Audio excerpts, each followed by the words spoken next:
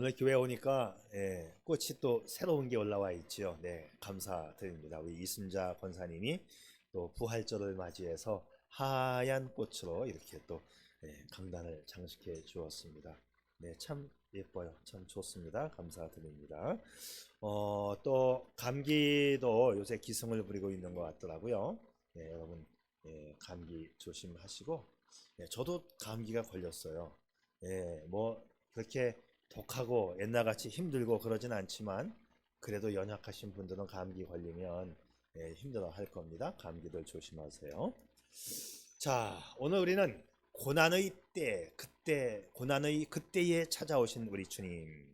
자, 고난. 우리 이 고난은 인간들이 살아가는 삶의 현장에 그냥 불청객이 아닌 아주 단골손님으로 찾아오는 것이 바로 고난입니다. 여러분, 옛말이지만 여러분 보릿고개라는 말 우리 많이 들어봤죠. 옛날로 말하면 지금 이때쯤이 이제 보릿고개쯤이 되는 겁니다. 쌀이 없어서 보리를 먹었다는 게 아니고 가을에 추수한 쌀도 떨어지고 보리가 나오려면 아직 한 달 정도 더 있어야 되고 한 5월 달 정도 돼야 보리가 나오니까 이때쯤 되면 쌀도 떨어지고 보리도 떨어지고 그래서 보리를 애타게 기다리는 시기가 바로 보릿고개입니다. 이 보릿고개는 뭐 60년대 초반까지 계속되었다고 하는데 그래도 60년대에는 6.25 이후에 미국의 원조가 있었고 밀가루가 들어왔고 분유가 들어오고 그래서 조금은 나았다고 합니다.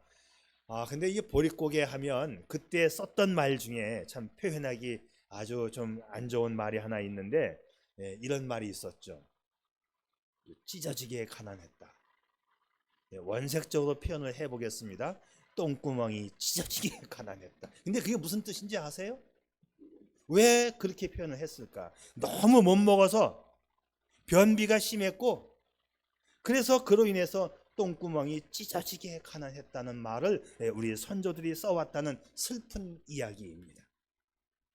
우리나라 9월달, 10월달에는 별을 추수하는 이 추석이 있었고 그때 음력 8월 한가위라고 불렀지요. 추석이 되면 풍년을 축하 감사하고 송편을 빚어 먹고 시루떡을 해서 이웃과 나눠 먹기로 했습니다. 그래서 그때 나왔던 말이 더도 덜도 말고 한가위만 같아라. 그땐 참 좋았습니다. 정말 추수해서 이제라도 한번 실컷 먹어보자 하면서 송편을 빚었던 시루떡을 빚었던 그때.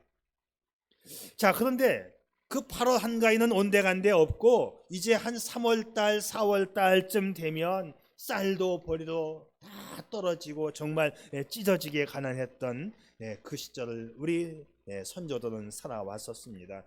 오늘 우리가 읽은 이 본문의 말씀이 바로 이와 같은 배경을 보여주고 있어요. 방금 전까지만 해도 예수님과 그 제자들의 일행은 벳세다 광야에서 오병이어의 기적을 통했어요. 그래서 보리떡 5개와 물고기 2마리로 5,000명이 배불리 먹는 축제의 사건을 맞이했었습니다.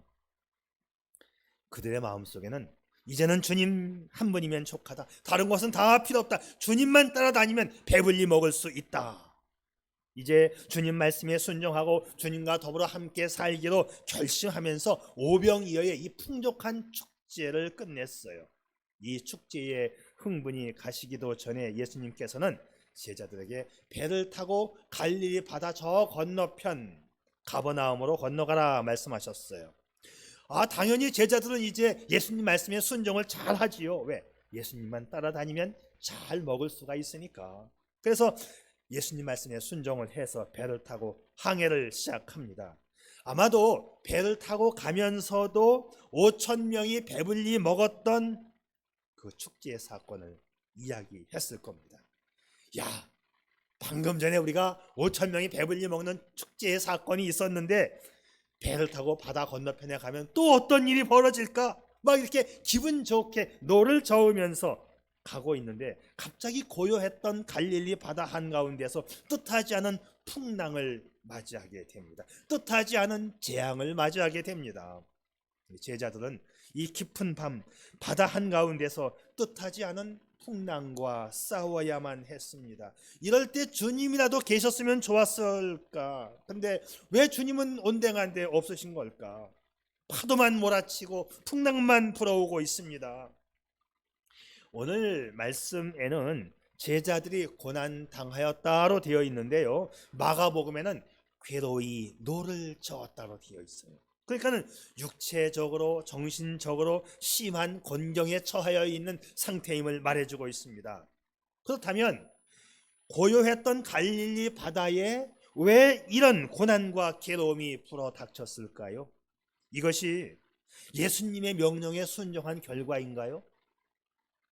배를 타고 급히 건너가라고 해서 건너왔는데 찾아온 결과는 풍랑이고 바다 위에서 사투를 벌여야 하는 꼴이 되었어요. 이게 순종의 결과입니까? 좀 이상하잖아요.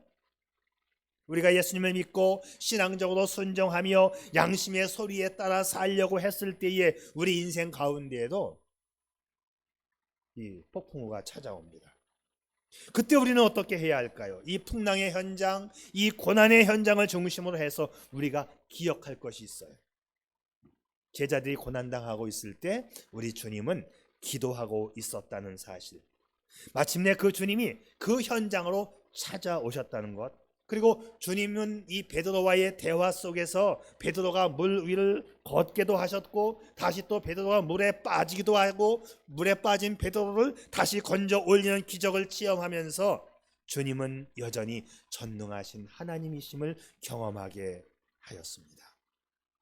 첫째, 우리가 고난당한 그때 주님은 우리를 위해서 기도하고 계신 주님이심을 기억하십시다.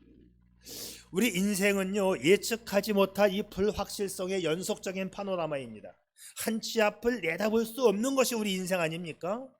바다에서의 풍랑, 방금 전에 오병이어의 풍족과 이 만족의 평화스러운 상태에서 뒤이어 찾아온 풍랑, 우리 인생 가운데 주님만 계시면 된다는 확신이 있은 후에 찾아온 이 풍랑이라고 하는 것이죠. 갑작스럽게 찾아온 인생의 위기 앞에 우리는 속수무책일 때가 참 많습니다. 그때 느낌은 뭐냐면, 하나님이 정말 날 사랑하시는 건가? 하나님이 정말 살아계시는 건가? 하나님이 날 버리신 건 아니야? 이런 절망감이 깊어질지도 모르겠지요. 하나님, 어찌하여 이런 일을 나에게 주십니까? 하나님, 정말 날 사랑하십니까? 하나님 어디 계신 거예요? 아니, 하나님은 정말 내가 당하고 있는 이 고난을 알고나 계신 겁니까? 하고 하나님 앞에 따지듯 원망하고 싶어질 것입니다. 갈릴리 바다 한복판에서 풍랑을 만난 제자들의 심정이 그러했을 거예요. 그렇잖아요. 방금 전에 축제의 사건이 있었는데 예수님이 배 타고 가라고 해서 갔는데 왜 이런 일이 벌어지는 거예요, 주님? 자, 그러나 그 순간 주님은 제자들을 위해서 기도하고 계셨다는 거지요. 23절 보면 무리를 보내신 후에 기도하러 따로 산에 올라가시다, 이렇게 되어 있어요. 여러분, 이 부분을 놓치면 안 됩니다. 주님은 제자들을 먼저 보내놓고 주님은 지금 기도하고 계시는 거예요. 여러분, 우리가 어려움을 당할 때에 반드시 기억할 일이 있습니다. 우리가 아무리 어려운 삶 가운데 내동댕이 쳐졌다 할지라도 우리는 홀로 버려진 존재가 아닙니다. 우리 주님이 우리를 다 보고 계신다는 것이지요. 우리의 아픔, 내가 당하고 있는 이 고난의 현장을 주님이 보고 계십니다. 그리고 주님은 나를 위해서 기도하고 계신다는 거예요. 여러분, 우리 주님이 기도하고 계시다면 다 된 거 아닙니까? 주님이 기도하고 계시다면 우리 안심하는 거 아니겠어요? 자, 그뿐인가요? 27절 보면 이 곤경을 보시고 기도하던 주님께서 마침내 그 풍랑이 이는 갈릴리 바다 한가운데로 주님이 오십니다. 그리고 주님이 오셔서 하시는 말씀, 안심하라, 나니 두려워 말라. 여러분, 이 말씀 참 정겹지 않습니까? 안심하라, 나니 두려워 말라. 옛날 성경에는 내니 두려워 말라 그랬어요. 나는 옛날 말이 더 좋은 것 같아. 안심하라, 내니 두려워 말라. 나야, 걱정하지 마라. 여러분, 그렇다면 우리는 이 폭풍우 속에서도 안심할 수 있지 않을까요, 여러분? 예수님께서 친히 나를 위해 기도하고 계시다는 것, 그 이상 우리는 절대로 안전할 수밖에 없는 것이지요. 여러분, 누군가가 말이죠, 나를 위해서 기도하고 있다는 것이 얼마나 든든한 배경이며 우리 마음을 편안하게 해주고 있습니까? 우리에게 참 좋은 복음성이 있지요. 당신이 지쳐서 기도할 수 없고 눈물이 빗물처럼 흘러내릴 때 주님은 아시네. 당신의 약함을 사랑으로 돌봐주시네. 누군가 널 위하여 누군가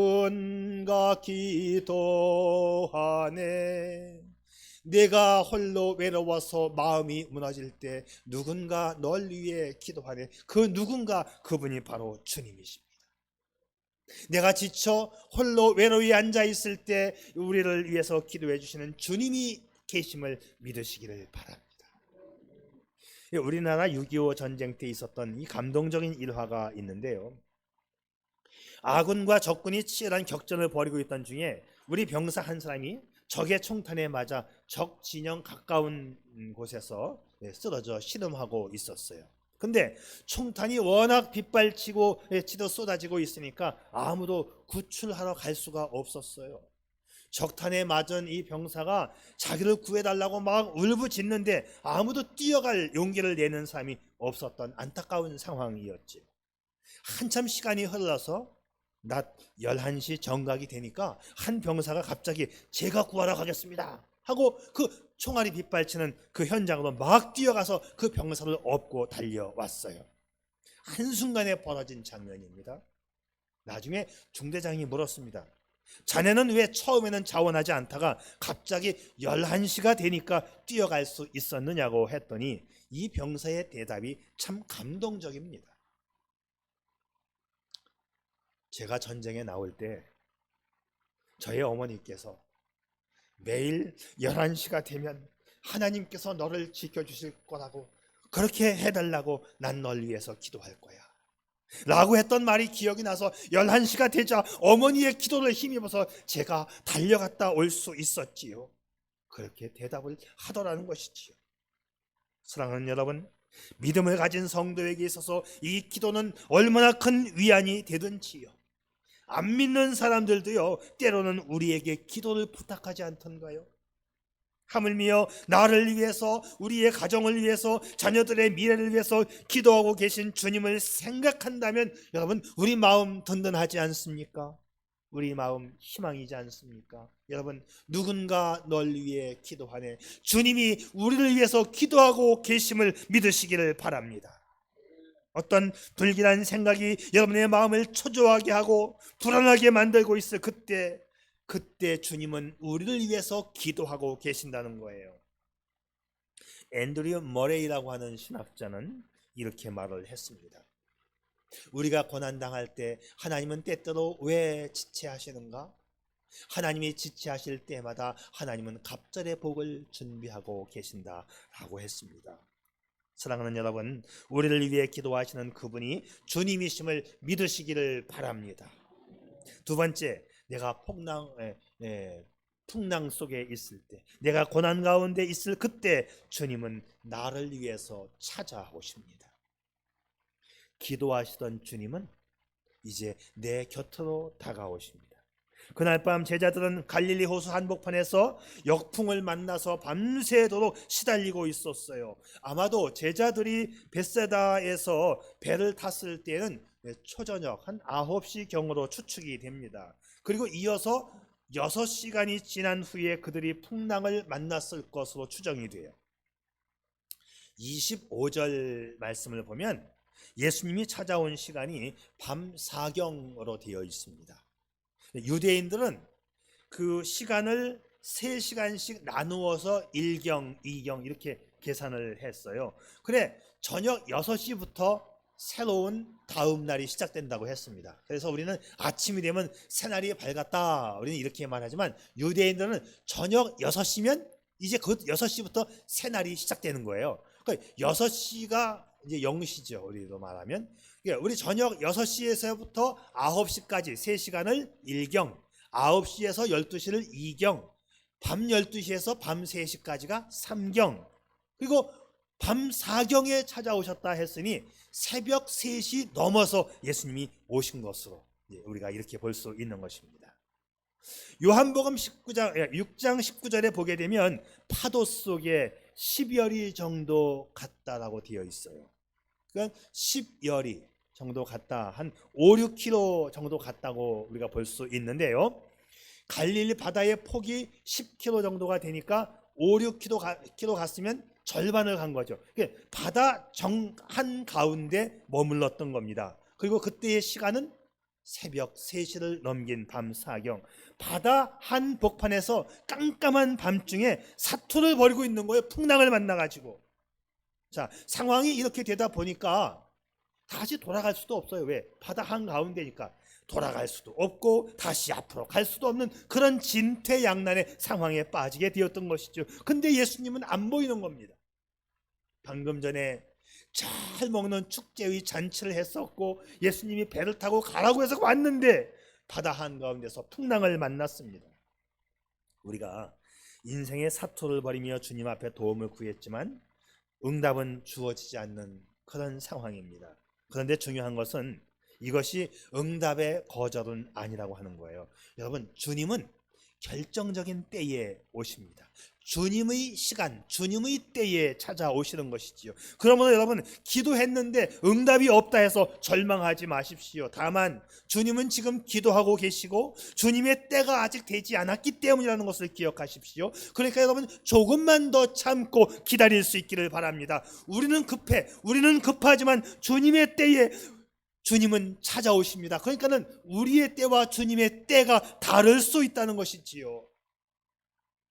주님의 시간에 주 뜻 이루어지기 기다려. 주님의 때, 주님의 시간에 주님의 뜻이 이루어지기를 날마다 기다리며 주와 함께 나아가는 것, 바로 그것이 신앙생활이에요. 그분이 판단하신 적기에 우리를 찾아오시고 문제를 해결해 주십니다. 제자들이 더 이상 견디기 어려웠을 때에 밤새도록 풍랑과 싸우느라 지쳐서 기력과 용기가 다 잃어가고 있을 그때에 주님이 찾아오신 것입니다. 더구나 이 마가복음 6장에 보면 예수님께서는 밤이 깊고 캄캄해서 아무것도 보이지 않는데 기도하시던 주님이 그 상황을 보고 계셨다라고 되어 있어요. 주님이 보고 계셨다. 오늘도 인생의 풍랑을 만나 시달리고 있는 나의 절박함을 우리 주님께서 내려다보고 계심을 믿으시기를 바랍니다. 그리고 이제 보시다 못해 풍랑이 있는 바다 위로 걸어서 제자들에게도 찾아오셔서 다정하게 속삭이셨죠. 안심하라, 내니 두려워 말라 말씀하십니다. 주님이 가까이 오셔서 나야 안심해, 내니 두려워 말라. 여러분 이것이 바로 우리 믿는 자의 인생인 것입니다. 마치 이런 장면이죠. 가을이 되면 이제 초등학교에서 운동회를 하잖아요. 지금도 그렇게 하는지 모르겠는데 천군 백군 나눠서 운동회를 해요. 이제 운동회를 하게 되면 얘들은 이제 신바람이 나가지고 운동복으로 갈아입고 학교로 갑니다. 그러면 엄마는 집에서 뭐 하죠? 김밥을 마는 거죠. 김밥을 말면서 이제 엄마의 생각은 뭐예요? 집에서 김밥을 말고 있지만 엄마의 생각은 학교 가 있는 자식을 생각합니다. 이게 엄마와 자식이 떨어져 있어도 마음은 하나입니다. 이제 어느 정도 시간이 되었다 싶으면 엄마는 맛있는 도시락을 준비해서 학교로 옵니다. 학교 운동장 한복판에서 수많은 아이들이 단체 게임을 해도 엄마의 시선은 어디에 가 있을까요? 내 자식이 어디 있나? 1학년, 2학년, 3학년, 3학년 1반, 2반, 3반 앞에서부터 세어 나가는 거죠. 저기 있구나. 여기 복순이가 앉았구나. 저기 순자가 앉았구나. 다 계산을 하고 그 많은 아이들 가운데서 내 자식만 뚜라지게 쳐다보고 있는 그 엄마의 마음이지요. 그리고 마음속으로 부모님은 자기 아이를 찾아서 응원합니다. 그 자기 아이에게서 시선을 떼지 않습니다. 아이의 입장에서도 또 마찬가지입니다. 이때쯤 되면 우리 엄마가 왔을 텐데 계속 하면서도 이제 두리번 거리는 겁니다. 자, 잠깐 시간이 났을 때 엄마를 찾습니다. 얼마나 반가워요. 아침에 본 엄마인데 거기서 보면 또 반가운 거죠. 길게 얘기할 시간이 없어. 잠깐 얻은 시간이기 때문에 짧게 한마디, 그때 하는 한마디가 뭔지 아세요? 야, 끝나고 미끄럼틀 옆으로 와. 다 해본 거죠, 이거. 드디어 점심시간 얘기를 계속해야지. 엄마와 아이가 만났을 때 재미있는 이야기 보따리가 열어지기를 시작합니다. 그리고 그때의 밥맛은 얼마나 좋은지요. 사랑하는 여러분, 그렇다고 그랬네 얘가. 기가 막히네. 아주 딱 맞췄어. 아주 딱 맞췄어. 우리 예수님은 바로 우리 엄마와 같은 분입니다. 예수님은 우리 인생의 모든 풍랑을 밟고 찾아오신 분이십니다. 그리고 정겨운 음성으로 말씀하십니다. 안심하여라, 내가 여기 있다. 안심하여라, 내가 여기 있다. 그래서 저는요, 등심보다 안심을 좋아합니다. 여러분, 왜 두려워합니까? 오늘 아침도 파도를 꾸짖고 풍랑을 잔잔케 하신 그 예수님 만나시기를 바랍니다. 일찍이 이사야 선지자가 예수님의 동행하여 주심을 보면서 이렇게 노래했습니다. 아이고. 내가 물 가운데로 건너갈 때에 내가 너와 함께하고 내가 강을 건널 때에도 물이 너를 침몰시키지 못할 것이다. 내가 불 속을 걸어가도 그을리지 않을 것이며 불꽃이 너를 태우지 못할 것이다. 내가 어디를 가든지 내가 무슨 일을 하든지 나와 함께 동행하여 주시는 주님을 노래하던 이사야 선지자, 바로 그 주님은 오늘도 살아계시고 우리 가운데 함께하여 주시는 것입니다. 아주 좋은 시가 하나 있어서 제가 소개를 한번 해볼게요. 나를 도우시는 하나님. 어제는 하나님이 나를 도우셨고 오늘도 그분은 나를 도와주신다. 이것이 얼마나 지속될 것인가. 영원하리니 나는 그분의 이름을 찬양하리로다. 나는 그분의 이름을 찬양하리로다. 내 평생 사는 동안 주 찬양하리. 아까 불렀던 그 찬양하고 똑같아요. 예수님은 나를 찾아와서 나와 함께 해주시는 그 하나님, 나는 영원히 찬양할 것입니다. 저와 여러분 우리 모두 그 주님을 영원히 찬양할 수 있기를 축복합니다. 뿐만 아니라 내가 고난당하고 있을 그때 주님은 나의 문제를 해결해 주십니다. 여러분, 우리가 어려움에 처해 있을 때 나를 이해해 주는 친구만 있어도 힘이 되지 않습니까? 내가 힘들고 지쳐 있을 그때 나를 이해해 주는 친구가 곁에 있으면 얼마나 힘이 됩니까? 괜찮아, 조금만 참아, 괜찮아. 이 말 한마디가 얼마나 힘이 됩니까? 가족 중에 누군가가 걱정하지 마세요, 괜찮아, 내가 곁에 있잖아, 이 말 한마디가 위로가 되는 것이지요. 하물며 만유에 전능하신 하나님이 내 곁에 찾아오셔서 나다, 안심하라, 두려워 말라, 내가 함께한다 말씀하신다면 할렐루야 아닙니까? 오늘 본문 32절, 배에 함께 오름에 바람이 그치는지라. 바람이 그쳤어요. 풍랑치는 작은 배에 예수님이 오시니까 바람이 그쳤습니다. 여러분의 인생에도 폭풍이 밀어닥치고 있나요? 기다리세요. 조금만 기다리세요. 우리 주님 도착하실 것입니다. 그 예수님이 내가 타고 있는 내 인생이라고 하는 이 작은 배에, 내가 눈물 짓고 고통스러워하는 이 인생의 배전에 우리 주님이 오르시면서 말씀하십니다. 내가 있잖아, 안심해, 나야. 이 날이 속히 올 수 있기를 축복합니다. 이런 문제의 한복판에 있을 때에 가장 중요한 것은 그 주님을 의지하고 주님 기다리는 믿음입니다. 로마서 8장 28절. 우리가 알거니와 하나님을 사랑하는 자 곧 그의 뜻대로 부르심을 입은 자들에게는 모든 것이 합력하여 선을 이루느니라. 자, 우리 앞에 문제가 있지만 모든 것이 합력하여 선을 이루게 되고 하나님의 놀라운 은혜를 체험하게 될 겁니다. 그러므로 지금 여러분에게 어떤 풍랑이 다가왔든지, 어떤 어려움이 다가왔든지 절대 긍정의 믿음을 가지고 풍랑을 다스리시는 예수님만 믿고 의지하고 전진 또 전진할 수 있기를 축복합니다. 그래서 제가 사자성어를 만들어 봤어요. 이렇게 써도 맞을 겁니다. 말 만들면 되는 거예요. 예, 부신불성. 앞에 자는 부자라고 읽어야 맞죠? 예? 불신불성 이렇게 안 해요. 예. 예, 부신불성이라고 읽어야 맞을 거예요. 예. 좋은 말 아닙니까? 이거 내가 만든 거예요. 믿지 아니하면 이루지 못한다. 할렐루야. 예. 오늘 말씀 중에는 베드로가 물 위를 걷다가 믿음이 없어서 빠지는 장면도 나와요. 믿어야 되는 거예요. 처음 바람이 안 불 때는 믿음이 있었다가 두려워진 것은 바람 부는 걸 보면서 두려워지고 믿음이 떠나가기를 시작했어요. 자, 바람 불고 파도가 치니까 주님을 바라보다가 시선이 바람 쪽으로 흘러갔고 그때 믿음이 흔들리기를 시작했어요. 이 바람을 보았다는 것은 주님에게서 시선이 멀어진 거고 믿음이 흔들려진 건데 그때 이제 바다로 빠지기를 시작합니다. 결국 베드로가 소리질러 이르되 주님 날 구원해 주세요. 이때 주님은 물에 빠져가는 베드로에게 손을 내미십니다.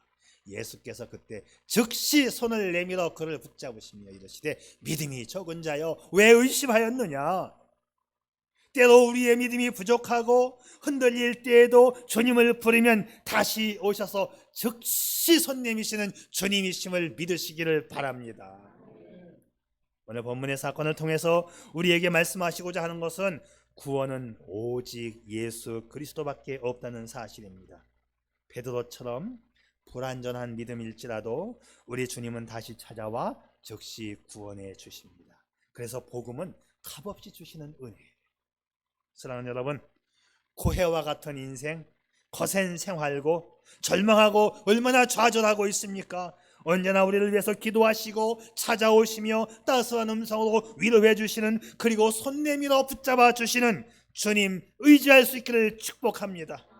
그리고 우리 한번 이렇게 기도하면 얼마나 좋겠어요. 주님, 내가 당신만을 의지하겠습니다. 당신만을 이제 바라보겠습니다. 그리고 다시 일어나겠습니다. 주님 함께하여 주옵소서. 주님과 함께라면 우리는 승리할 것입니다. 이렇게 기도하고 이 고백이 우리의 진정한 고백이라면 날마다 우리를 위해서 기도하시고 찾아오시고 문제 해결해 주시는 그 예수님 만날 수 있을 거라 믿어 확신합니다. 우리 반석교회 우리 모두가 다 믿음으로 승리하고 복된 삶을 누려가는 저와 여러분 되시기를 축복합니다.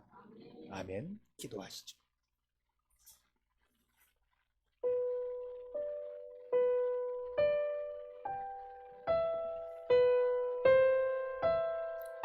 사랑하는 여러분, 당신은 요즘 어떤 풍랑으로 시달리며 허우적거리고 계신가요? 주님은 예기치 않은 풍랑을 통하여 당신의 믿음을 더 크게 만들어 주십니다. 지금 당신이 당면하고 있는 풍랑은 당신의 믿음을 퇴보시키려는 것이 아니라 발전시키려는 것입니다. 그래서 예수님은 지금도 나를 위해 기도하고 계시지요. 그리고 주님이 계획하신 그 정한 시간에 찾아오십니다. 또 당신의 고난의 현장에 찾아오셔서 내가 내 곁에 있으니 안심하라고 속삭여 주십니다. 주님은 한 번도 당신을 외면하신 적이 없고 떠나신 적이 없으십니다. 지금 당신의 아픔과 그 문제도 다 알고 계십니다. 이제 곧 찾아오셔서 당신의 손을 잡아 주실 것입니다. 찾아오셔서 다정한 음성으로 위로해 주시고 해결해 주시는 그 예수님을 만나는 은총이 바로 여러분의 은총 되기를 축복합니다. 오 아버지 하나님, 감사합니다. 주님, 내 손 꼭 잡아 주옵소서. 주님 손 놓지 않고 일평생 주와 함께 인생길 걸어가게 해 주시옵소서. 그래서 우리의 인생이 마침내 승리하고 복된 인생 되게 해 주시옵소서. 예수님의 이름으로 기도드립니다. 아멘.